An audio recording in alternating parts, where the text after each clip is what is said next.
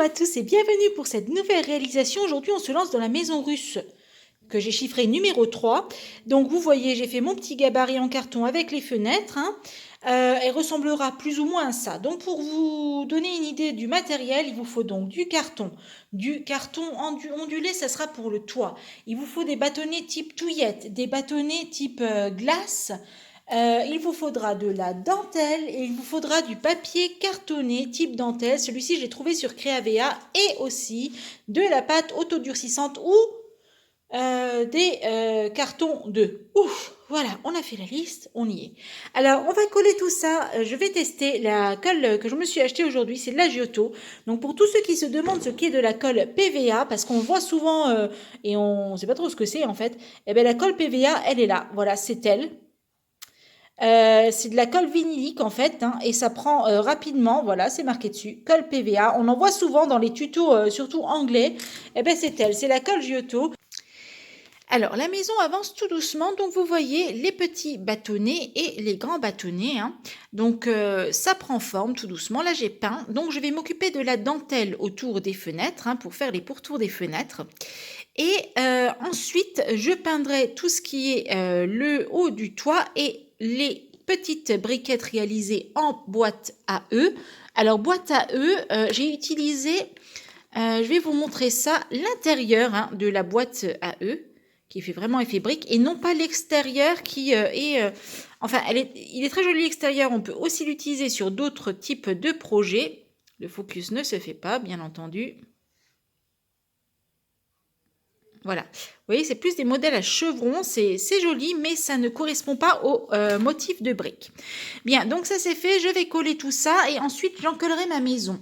Alors vous voyez à l'arrière ce que j'ai fait, là, quand j'ai fait mes petits côtés, j'ai laissé dépasser en fait d'un demi-centimètre à peu près les bâtonnets. C'est pour que le raccord, au moment où je collerai la maison, soit totalement nickel.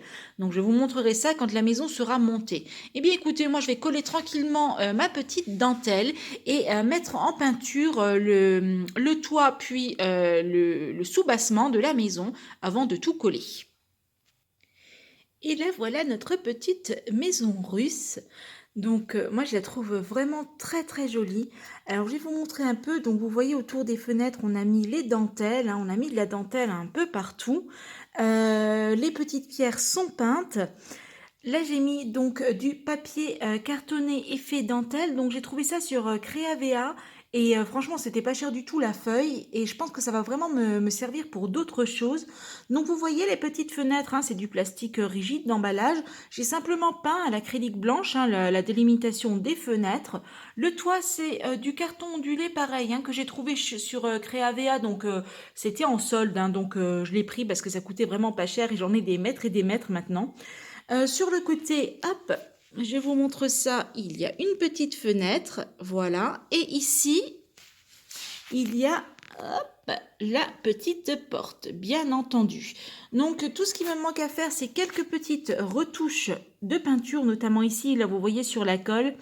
Et sinon, elle est vraiment parfaite, cette petite maison, moi j'adore.